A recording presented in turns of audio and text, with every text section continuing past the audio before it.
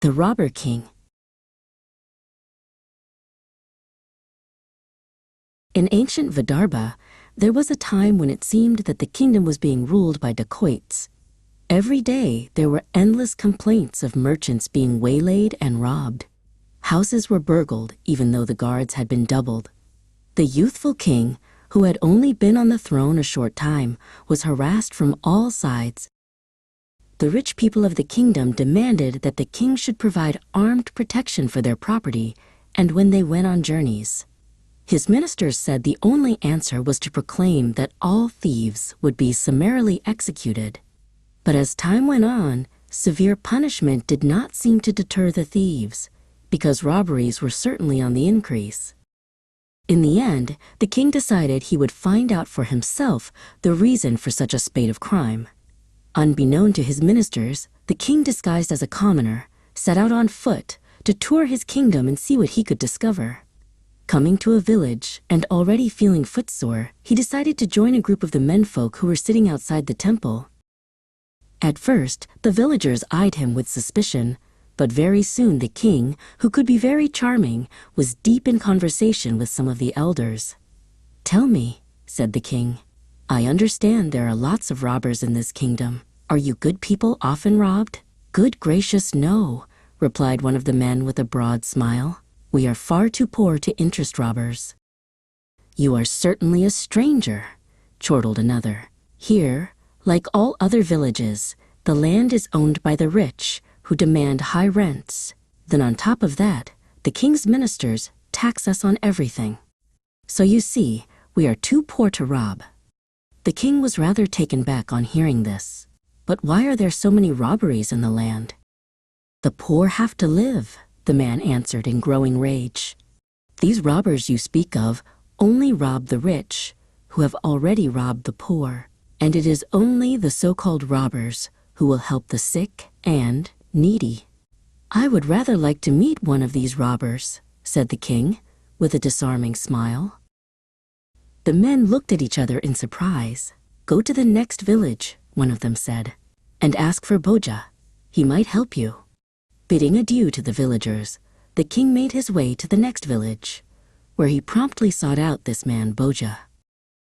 When the king found Bhoja, he was surprised to find he was a small, nondescript individual who did not appear to have a care in the world.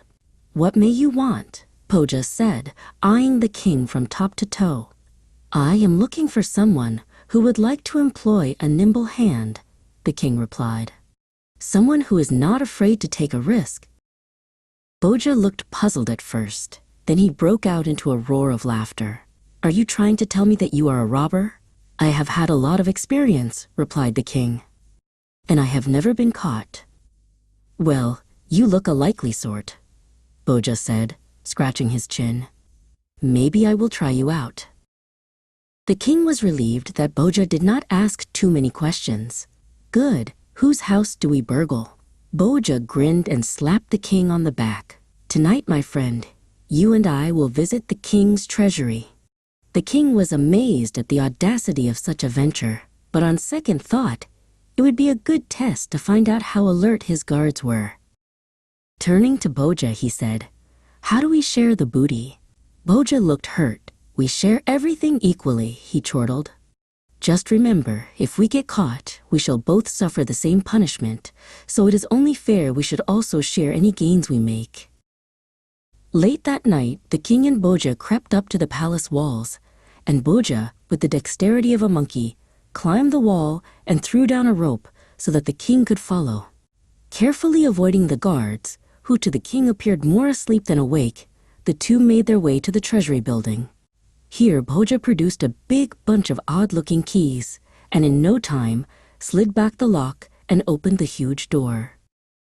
Lighting a torch, Bhoja soon laid his hands on a golden casket, which he forced open. Inside were 3 diamonds, each the size of a pigeon's egg. "Here is the booty," Bhoja exclaimed, rubbing his hands.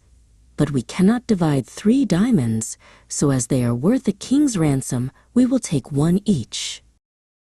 So each pocketed a diamond and left the treasury and palace just as stealthily as they had entered.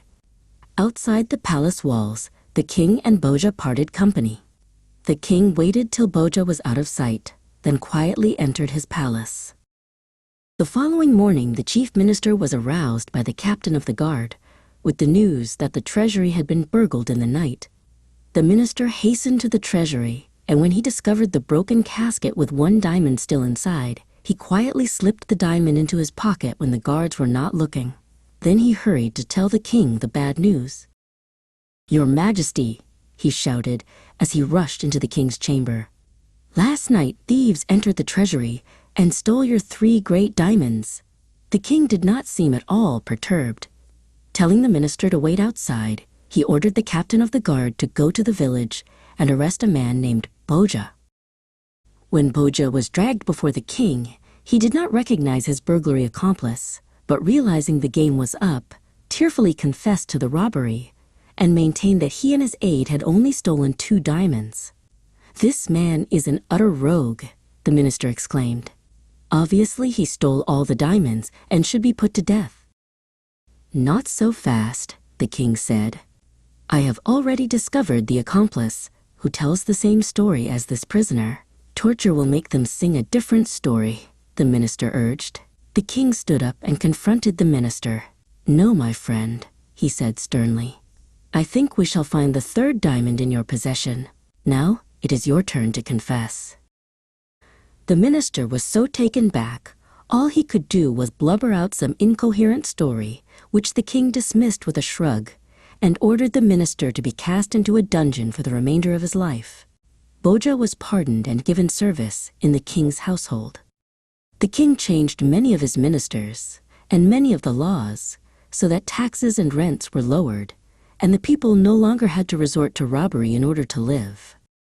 Justice guided by wisdom brings peace to the people. True leadership lies not in fear or punishment, but in understanding and fairness.